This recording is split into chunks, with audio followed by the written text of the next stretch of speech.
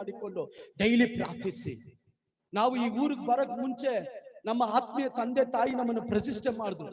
ಎಲ್ಲಾರ ಮುಂದೆ ಕರೆದು ಇಲ್ಲಿ ನಿಲ್ಸಿ ಪ್ರತಿಷ್ಠೆ ಮಾಡಿದ್ರು. ಅವಾಗ ಹೇಳುವಾಗ ಹೇಳಿ ಅಂದ್ರೆ ಗೊತ್ತಾ, ದೇವರೇ ಅಪ್ಪ, ಇವನನ್ನ, ನನ್ನ ಮಗನ್ನ, ನನ್ನ ಮಗಳನ್ನ ನಾನು ಆಶೀರ್ವದಿಸ್ತೇನೆ.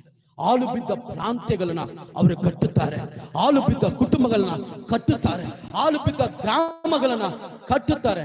ನಂಬ್ತೀರಾ? ಇವತ್ತು ಅನೇಕ ಜನರನ್ನ ಕಟ್ಟಿ ಎಬ್ಬಿಸಲು ದೇವರು ಮಾಡಿದ್ದಾರೆ. Hallelujah, amen.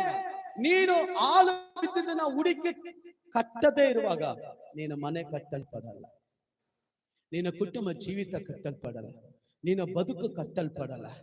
ಹಲ್ಲೆಲೂಯಾ. ಇವತ್ತು ಇದು ಸವಾಲಾಗಿ ತಗೋ. ನನ್ನ ಗ್ರಾಮದಲ್ಲಿ ಎಷ್ಟು ಜನ ಹಾಳು ಬಿದ್ದಿದ್ದಾರೆ, ಎಷ್ಟು ಜನ ಕುಡುಕರಿದ್ದಾರೆ, ಎಷ್ಟು ಜನ ವಿಭಚಾರಿಗಳಿದ್ದಾರೆ, ಎಷ್ಟು ಜನ ಲವ್ವು ಪವುಗಳಲ್ಲಿ ಬಿದ್ದು